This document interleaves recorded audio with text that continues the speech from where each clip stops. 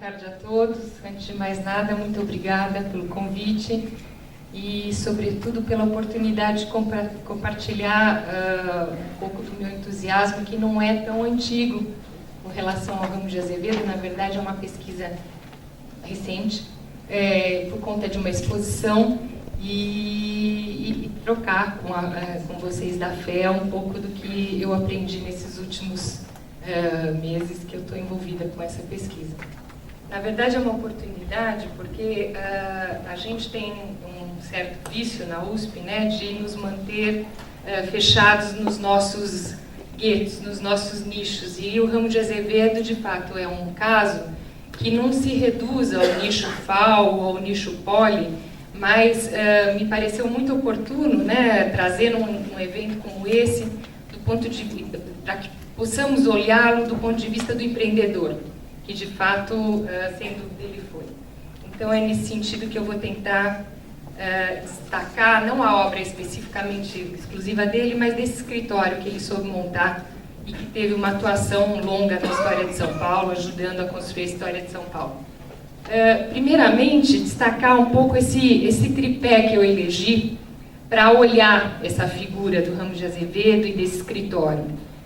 Longevidade, pluralidade, modernidade. Longevidade talvez possa passar despercebido, mas para mim foi uma grande surpresa, porque quando a gente estuda Ramos de Azevedo, a gente estuda a figura do Ramos de Azevedo e, basicamente, a atuação dele nos seus anos de vida profissional em São Paulo, de 1886 a 1928. E o escritório que ele monta é um escritório que tem uma longa história na cidade. Ele avança, né, após a morte do Ramos de Azevedo, com sucessores, e vai até os anos 80. Então, para minha surpresa, o escritório tem uma longevidade de 94 anos. Talvez, sem dúvida, foi não só o maior, mas o mais longevo de São Paulo. Inclusive, para os dias atuais, é um fenômeno de perenidade, de algo de um legado que ele estruturou e que, de uma certa forma, os herdeiros do escritório souberam manter. Pluralidade é um outro aspecto que eu quero chamar a atenção, porque não se trata de um trabalho do Ramos. A figura Ramos, né, de uma certa forma, ela obscurece uma equipe, e uma equipe que, na verdade, ele soube sempre montar e, de uma certa forma, estruturou as bases para que os seus sócios soubessem perpetuar. Então, falar um pouco dessa equipe e de como ele compunha esse universo de profissionais que trabalharam com ele. E, por fim, a modernidade, porque esse é um aspecto interessantíssimo do ponto de vista da produção, né? Um escritório que, nos seus 94 anos, produz 4.000 obras. Não é pouco. Muitas delas em simultâneo. Como é que enfrentou esses desafios, né? Que tipo de engrenagem montou? E, de fato, montou uma engrenagem que dava conta do projeto ao canteiro e cuidou de todos os elos da cadeia produtiva. Então, é do ponto de vista desse tripé que eu vou falar desse escritório. Para a FAO isso é habitual, não sei se para vocês da FEA, né? Ramos de Azevedo está associado, no caso de São Paulo, e aqui nós temos gente de Piracicaba falando de Exalc, podemos falar do caso do Estado de São Paulo, né, com as grandes obras, né, as grandes obras institucionais, e sem falar nas obras para particulares. Quer dizer, talvez a nossa referência em termos de patrimônio histórico. Se vocês lembrarem, Teatro Municipal, Escola Caetano de Campos, os edifícios da Politécnica, o conjunto do pátio do colégio inteirinho redesenhado pelo escritório Ramos de Azevedo, são Mercado Central, né, Palácio das Indústrias. As nossas referências passaram pela mão desse escritório. Isso na sua primeira fase, sem falar das referências referentes à segunda fase do escritório. Então, sem dúvida, diz respeito à constituição do nosso patrimônio, né, histórico mais representativo. E o que a gente perde de vista, né, é o que está por trás disso. E a pergunta que o professor Jacques me fez ao telefone, quando me telefonou, era justamente essa. Que lições, né, que adversidades esse profissional encontrou? Ramos de Azevedo não nasceu pronto. né? E que cenário era esse que São Paulo se encontrava no momento em que ele começa a sua atuação profissional? Não é São Paulo de hoje, não é São Paulo metrópole, né? Era uma São Paulo caipiríssima, uma São Paulo modesta, uma São Paulo de taipa de pilão, assim como era Campinas, né? É esse o cenário do qual emerge esse profissional da arquitetura que vai nos legar esse patrimônio. Então, nos perguntar sobre os desafios e como ele enfrentou esses desafios, né? Eu vou formular aqui algumas hipóteses que me pareceram interessantes, mas sem dúvida é um universo ainda a ser estudado mais a fundo. Primeiramente, né, o Ramos de Azevedo, que está aqui ao centro, né, que na verdade não era filho de uma escrava, né? Pelo contrário, mas não vem rico. Né, ao contrário dos seus futuros sócios, Ricardo Severo, que acaba se casando com uma irmã do Santos Dumont, né, que o Paulo me contou que, na verdade, a fortuna do Santos Dumont advém da descoberta de uma pantera cor-de-rosa em Minas Gerais, o que não é pouco. O que é uma pantera cor-de-rosa? Um diamante rosa. Né? Então, o Ricardo Severo, que chegou de Portugal, de fato se infiltra por um caminho de matrimônio. Ou Arnaldo Vilares, que já descende dessa mesma família do Dumont, né, e do Guilherme Vilares, que é uma outra trajetória profissional. Ramos de Azevedo não. Ramos de Azevedo, de fato, vem numa condição de uma família não rica. De um pai português, isso eu acho que vale falar, comerciante em Campinas, negociante, um negócio de fazendas e armarinho, e uma mãe mineira, e por conta disso, de pais portugueses radicados em Minas e segundo consta, uma mescla, né, mas não de escravos. Já não de gente que vem direto da escravidão, mas, de fato, comerciantes. E isso é um dado inicial importante, que eu acho que para vocês aqui no curso é um dos pontos de partida. É um rapaz que demonstra talento, mas talento só não basta. O talento, claro, que desperta a atenção de alguns que talvez serão seus padrinhos, como, por exemplo, o Conde de Parnaíba, em Campinas. Mas é alguém que, ao mostrar talento, depois prova competência. Então, de fato, ele vai à Bélgica, primeiro vai para o Rio de Janeiro estudar na escola militar, engenharia, como era ensinada naquele momento, no Rio de Janeiro, em 1869, nós não tínhamos a Politécnica do Rio, a Politécnica é de 74 do Rio. Então, ele vai para a escola militar, não se enquadra, e logo em seguida, depois de passar por um estágio nas obras ferroviárias de Campinas, ele recebe a atenção do Queiroz Teles, que é o Conde de Parnaíba, que depois vai ser o futuro presidente da província de São Paulo, e é quem vai trazer o Ramos de Azevedo para assinar as primeiras obras em São Paulo da Secretaria. Então, o talento, ou alguma coisa, o entusiasmo desse jovem vai mobilizar a atenção desse protagonista de uma série de obras, político importante, influente, e protagonista de uma série de iniciativas em Campinas. E, ao que consta, talvez ele teria ido à Bélgica estudar sob patrocínio do Conde de Parnaíba. O fato é o seguinte, é que ele faz uma formação na Bélgica, em que, ao ingressar, ele já ingressa no exame de admissão, que talvez não devia ser fácil, ainda mais para um campineiro, né? Em que ele faz 714 pontos dos 1.000 pontos necessários. E ele sai desse curso com uma distinção, como primeiro aluno da turma. Então, é isso. É talento, mas é alguém que, de uma certa forma, à medida que vai se impondo, não só pela vocação, pelo talento, mas pela competência que vai apresentando no seu processo.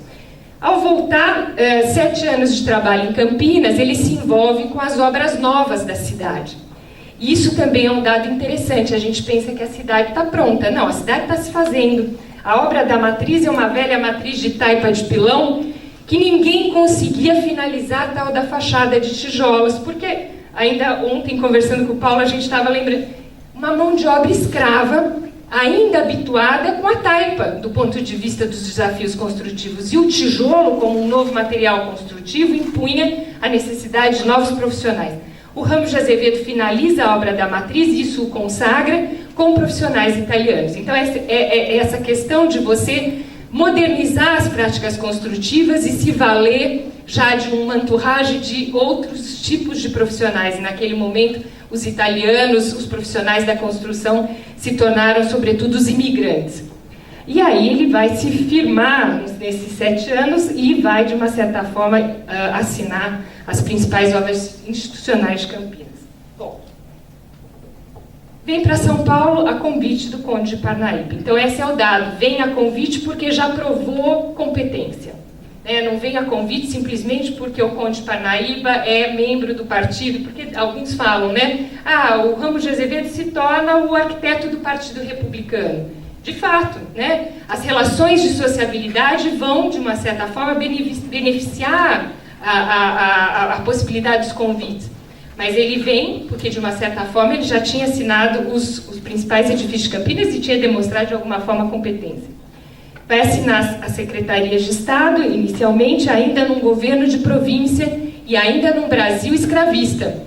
Quer dizer, mas já introduzindo em São Paulo uma novidade. São as primeiras obras institucionais que se valem de novos materiais técnicos e sistemas construtivos e, portanto, de novos profissionais da construção. Então, ele introduz essa modernidade também no circuito paulistano.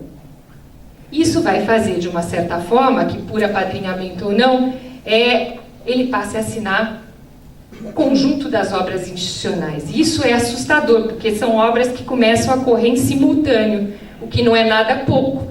Você passar de assinatura de um projeto e executar uma obra, e passar a executar 4, 5, 6, e de grande porte, imaginando que São Paulo é uma cidade baixa, uma cidade de taipa de pilão, que de repente são edifícios institucionais de grande porte, não era pouco. E aí entra, e sem falar nas obras particulares, que ele começa em paralelo a assinar. Ou seja, assusta pensar que em 4 anos de existência dele em São Paulo, a gente vê uma nota de jornal em que é comemorado um aniversário e os 500 colaboradores do escritório seguem em procissão, com lamparinas na mão e banda de música em direção à casa dele na rua Pirapitingui para comemorar o aniversário do Ramos, e ele recebe esses 500 funcionários com um banquete. Ou seja, em 4 anos ele constitui uma equipe de 500 funcionários. Então é isso, outra questão, quer dizer, agora dividir para somar. Ele precisou se cercar de pessoas para dar conta dessas solicitações todas que vinham sendo feitas. Isso que me parece uma questão central, quer dizer, a forma de constituição dessa equipe, que vai, de uma certa forma, dar a cara desse escritório. Ele, de fato, cercou-se dos melhores.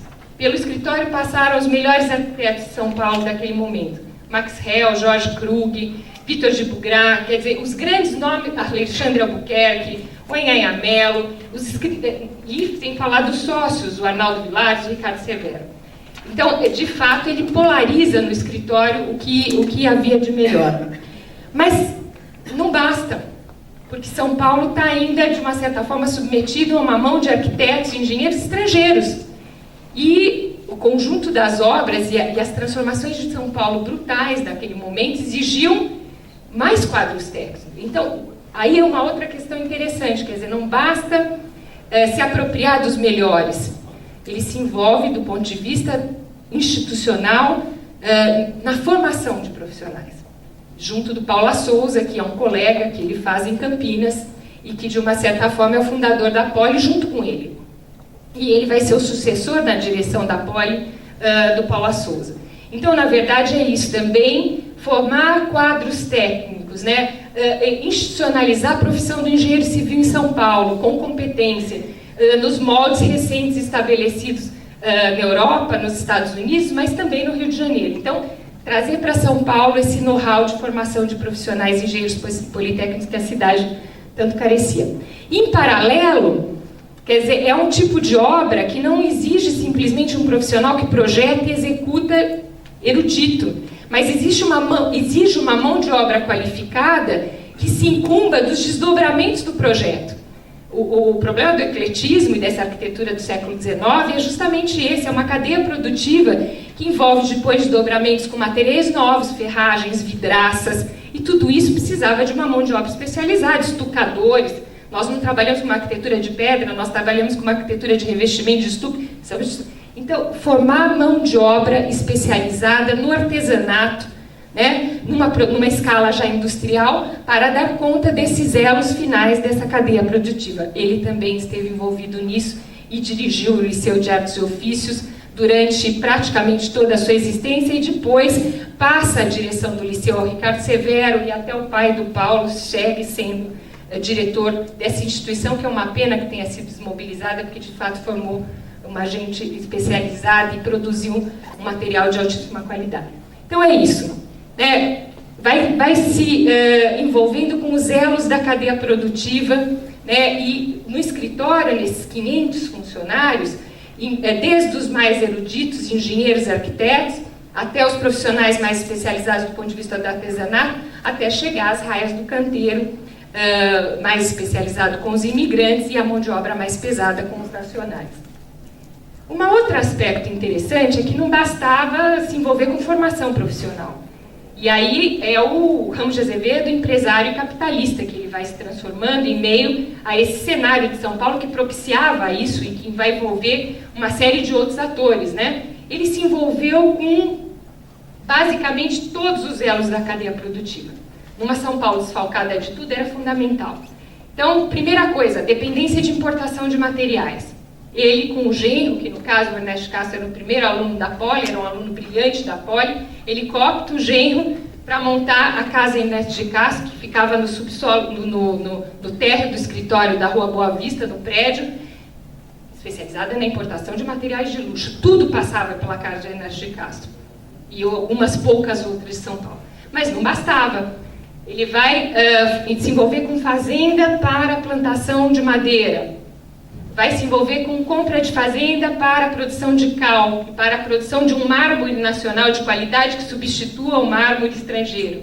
Vai se envolver com produção de arquitetura comum, popular, fundando a Companhia Iniciadora Predial, com produção de cerâmica, com banco, com financiamento, sem falar nas atividades paralelas de ensino na Poli e no Liceu.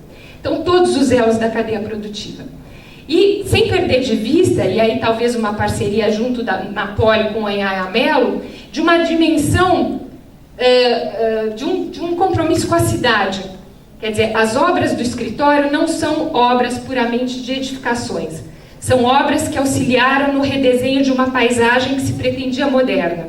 E, de uma certa forma, elas funcionam como âncoras, né, no alavancar de uma modernidade dessas paisagens. Então, se vocês prestarem atenção e fizerem um promenade pelo centro da cidade e se depararem com o Teatro Municipal, não é simplesmente o edifício do teatro, é a esplanada do teatro que ele desenha. E desenha no próprio projeto em diálogo com aquele que vai ser o futuro parque, né, o cartão postal de chegada da cidade, que era o Parque do Anhangabaú. Da mesma forma, os Correios e Telégrafos. É um edifício monumental desenhado para dialogar com a primeira praça moderna de São Paulo, que é Antônio Prado, e abrir o primeiro bulevar moderno no centro de São Paulo, que é o Boulevard São João. Então, sempre essa dimensão urbanística dos projetos do escritório. E talvez isso tenha a ver com a própria vivência dele junto do Anhaya Mello, que vai ser o professor da Poli, introdutor das questões de urbanismo, que era sócio dele na Companhia Iniciadora Predial e que, de uma certa forma, é fundador da FAO. E se a gente tem hoje nas escolas de arquitetura e urbanismo o nome de urbanismo, é por conta do Dr. Anhaya. Sócio do Ramos, parceiro na Politécnica e talvez alguém que tenha lidado um pouco essa dimensão. Um segundo aspecto que é importante mencionar é a equipe. Né? Essa equipe que, de uma certa forma, tem um compromisso com seriedade.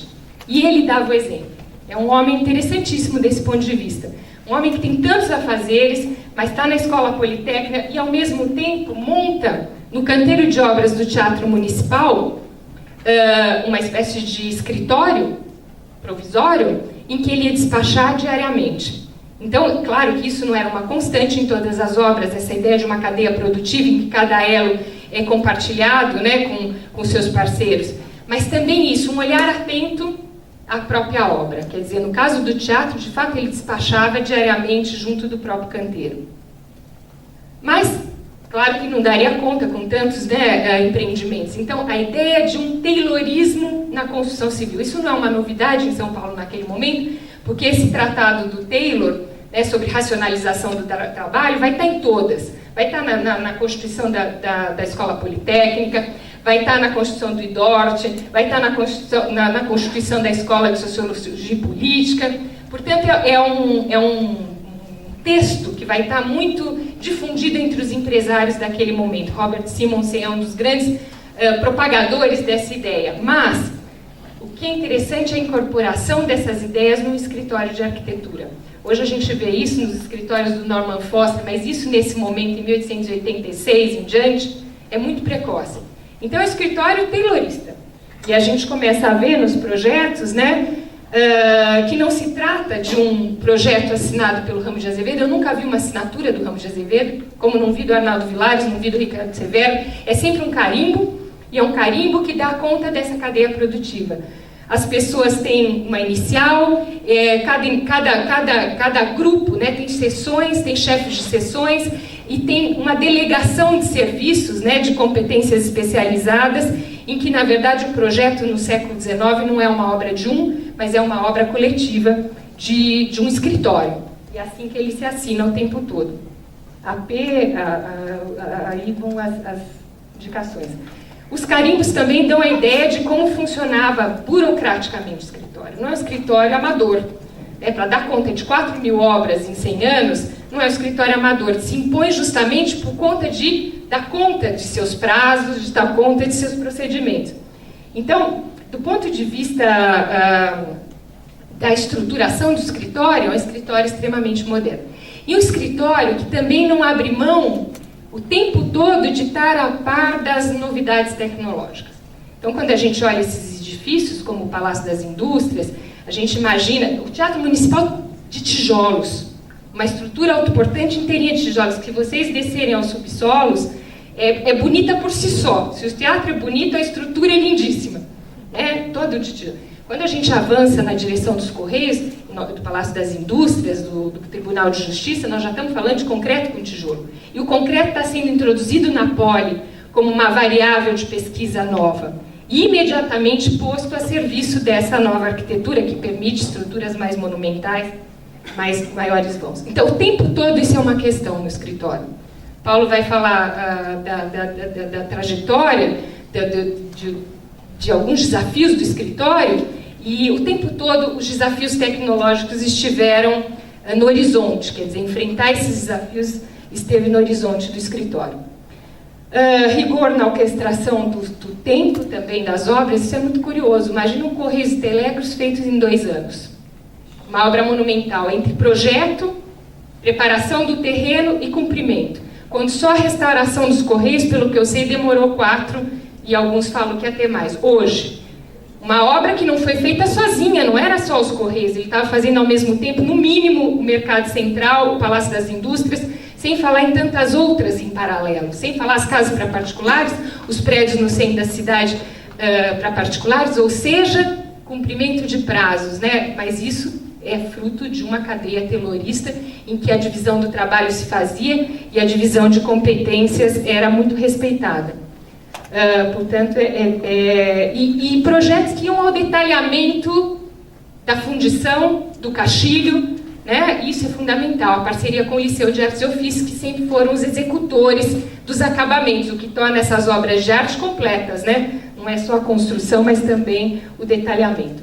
A ponto de no Mercadão, vocês vão ver na exposição, foram terceirizadas ao Liceu o projeto, por exemplo, das bancas todas, banca de ovos, sapataria e todas as demais bancas, flores, animais, aves, tudo foi desenhado nos seus pormenores. Era disso que se tratava, um escritório que dava conta do projeto nos seus detalhes, a execução no canteiro. E depois ainda documentava as obras, a coleção da FAO é fantástica nesse sentido. Porque todas as obras, ao seu final, mereciam um registro com o cumprimento dos seus, né, do que foi proposto. Isso vale também para o Pacaembu. E uma enorme coerência estética, no mínimo detalhe dos acapamentos. No caso do Pacaembu, já é pós-morte do Ramos e o procedimento se mantém o mesmo. Então, a primeira questão, a finalizar, eu já estou fechando, é isso. Quer dizer, é esse legado que se passa para os demais sucessores. E o escritório se mantém, pelo menos nesse diapasão, até 1960, com certeza. A gente tem depoimentos de professores da Poli que atuaram lá dentro. Era exatamente essa cadeia de montagem se manteve pelo menos até os anos 60 e provavelmente até os anos 80, quando eles encerram as atividades.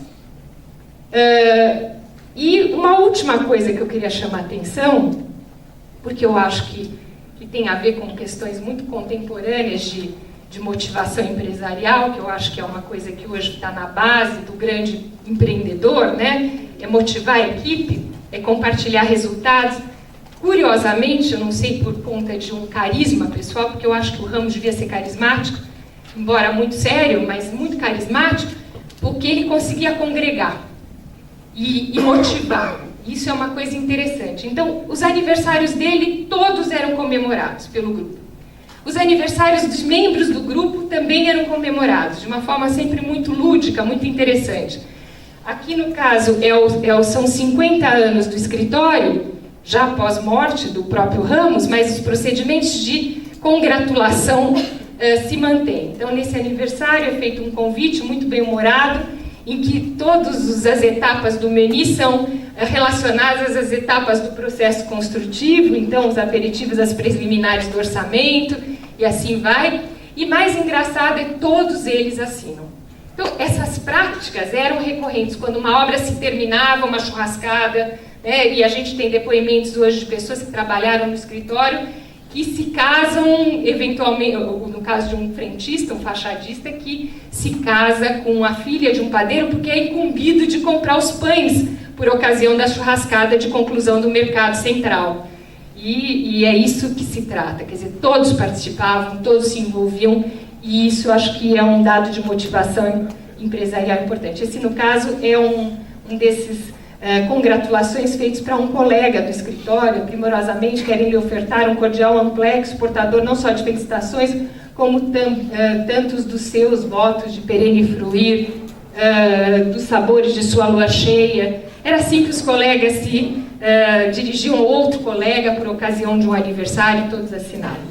Então, é muito interessante essas vidas entrelaçadas que ajudam a construir a história do escritório, e tinha um orgulho de participar do escritório, a ponto de, nos fins de semana, o tal frentista, que foi comprar os pães, e que acaba se casando com a filha do padeiro, onde ele ia se fotografar junto das obras que ele havia construído. E nós, inclusive, reunimos o diário pessoal desse frentista, desse estucador, né, que é o Manuel Gomes da Silva, e ele conta da sua maneira como ele viu a transformação de São Paulo. E o orgulho que ele sentia de ter podido participar das transformações de São Paulo através do escritório do Ramos de Azevedo. Então, é interessante pensar nesses procedimentos, porque, de uma certa forma, o escritório não é o Ramos de Azevedo, é essa equipe, né, que ele soube motivar e que ajudou a construir essa cidade que ele ajudou a construir. E, ao final das obras, não só a documentação oficial para dar conta das obras, mas também as fotos eram motivo de presente, elas eram dadas para os próprios funcionários. Então, no caso, essa foto está na mão exatamente desse frentista, porque para mostrar, olha, eu participava. Então, esses mecanismos eu acho que são fundamentais para mostrar a longevidade do escritório. Bom, eu terminei aqui, amanhã nós vamos ver a exposição, e aí eu vou falar um pouco melhor do que são esses detalhes dessa produção, do ponto de vista arquitetônico. Mas a ideia geral era essa, era mostrar um pouco dessa, acho que talvez do ponto de vista curatorial, o que mais me motiva é tentar dar conta de dar luz nessa equipe. Hoje a gente fala de Ramos de Azevedo, a gente obscurece a ideia de um escritório como um conjunto, inclusive nos seus desdobramentos, né, pelos seguidores em termos de gestão do escritório, na época do Arnaldo Vilares, na época do Ricardo Severo. A minha, de uma certa forma, ambição é justamente mostrar esse escritório como um trabalho de equipe, essa produção desse nosso patrimônio como um trabalho de equipe, pondo luz nesses anônimos que, de uma certa forma, compunham o escritório, souberam ser reconhecidos pelo chefe e ajudaram a construir a história dessa cidade em profundas transformações nesse momento.